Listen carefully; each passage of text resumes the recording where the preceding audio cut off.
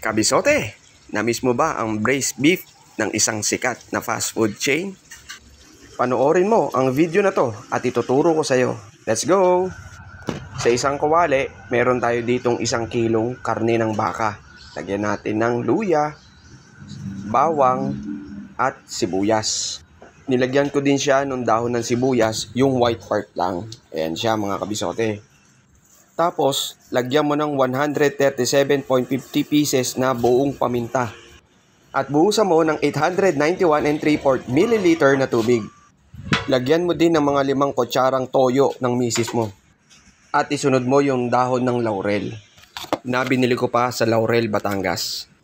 At isunod mo na rin yung asukal na pula. Mga 2 kutsara ang nilagay ko dyan mga kabisote. Mas dark na kulay, mas mainam. At samahan mo ng konting mekos-mekos. Sa isang mainit na kawali, maglagay tayo dito ng bawang. Ito yung bawang na nakababad sa mantika. So, infuse na yung flavor niyan. Napaka-skandaloso ng amoy niyan mga kabisote. Pagkatapos, isunod mo na yung sibuyas. Igisa mong maigi hanggang maging translucent ang kulay niya. Tapos, isunod mo na yung star anise, cinnamon stick at dahon ng laurel. Lagi kong isinasama sa paggigisa talaga yung mga yan. And then, isang kutsa mo na rin yung pinakuluan mong baka kanina. Nagbibigay kasi ng dagdag na flavor yan kapag sinasangkotsa mo mga kabisote. Tapos, imegos mo ng pakaliwa at imegos mo ng pakanan. Kapag sangkotsado na, lagyan mo ng 1 sachet ng oyster sauce. Mamasita, baka naman. At follow-upan mo pa ng mga 4 na kutsarang toyo or color and flavor.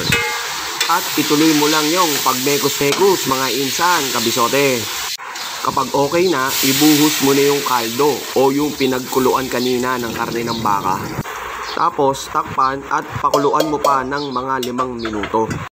After 5 minutes, ilagay mo na ngayon yung carrots na hiniwa ko ng pachang yung itsura niya. Then, palambutin mo ng mga 2 hanggang 3 minuto pa. Kapag okay na, maglagay ka na ng cornstarch slurry. Ito yung cornstarch na nilagyan mo lang siya ng tubig. And then, syempre, mekos-mekos mo lang yan mga kabisote. Finishing touches, maglagay ka lang ng sesame oil. Drizzle mo lang yan kabisote. Konting mekos at okay na yan. O, di ba? Ganun lang kasimple at kadali ang pagluto ng braised beef ng sikat na fast food chain. Di lang ako sigurado kung ibinalig na to sa menu nila eh. Di pa kasi ulit ako nakakabalik doon. Kaya ang sabi ko, magluluto na lang ako ng sarili ko para mas marami kaming makakain. Araw ng sweldo ngayon, kaya karning baka tayo mga kabisote.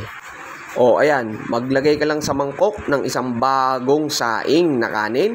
Tapos, ibabaw mo lang yang niluto mong braised beef.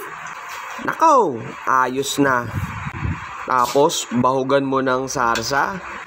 Yari, sira na naman ang diet mga kabisote. At ayan na nga, umiikot-ikot pa ang braised beef ng isang sikat na fast food chain.